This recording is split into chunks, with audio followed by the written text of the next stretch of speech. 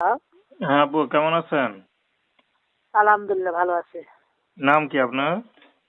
আমার নাম হচ্ছে লিজা। লিজা। জি, তো লিজা আপা, কি করেন আপনি? আমি জুতা ফ্যাক্টরিতে কাজ করি। জুতার ফ্যাক্টরিতে কাজ করেন। তো জি, ইউটিউবে কি মনে করে আসলেন? আছি ভালো একটা মনের মানুষের জন্য। বিয়ে শাদী করেন নাই? না, বিয়ে শাদী করলে তো জামাই নিয়েই থাকতাম, আর প্রতিবেদন আইতাম না।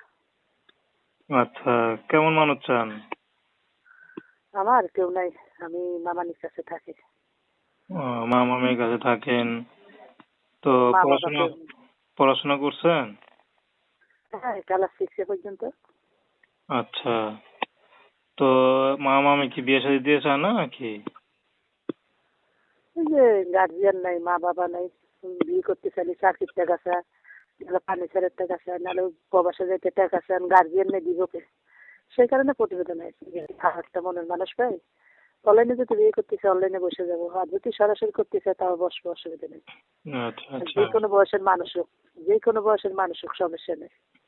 আচ্ছা, তো কি কাজ করেন বললেন? জুতার ফ্যাক্টরিতে চাকরি করি।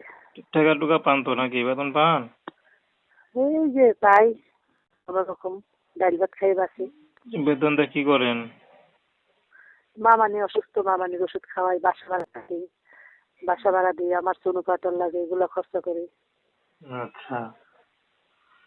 তো দর্শক, আপনারা লিজাপুর কথা শুনলেন। তো তার সাথে যোগাযোগ করতে চাইলে তার নাম্বার স্ক্রিনে দেওয়া আছে। তো প্রেম, ভালোবাসা, সাহায্য, সহযোগিতা, বিয়ে শাদী করা একান্ত আপনাদের ব্যক্তিগত ব্যাপার। আসুন আমরা 5 ওয়াক্ত নামাজ পড়ি।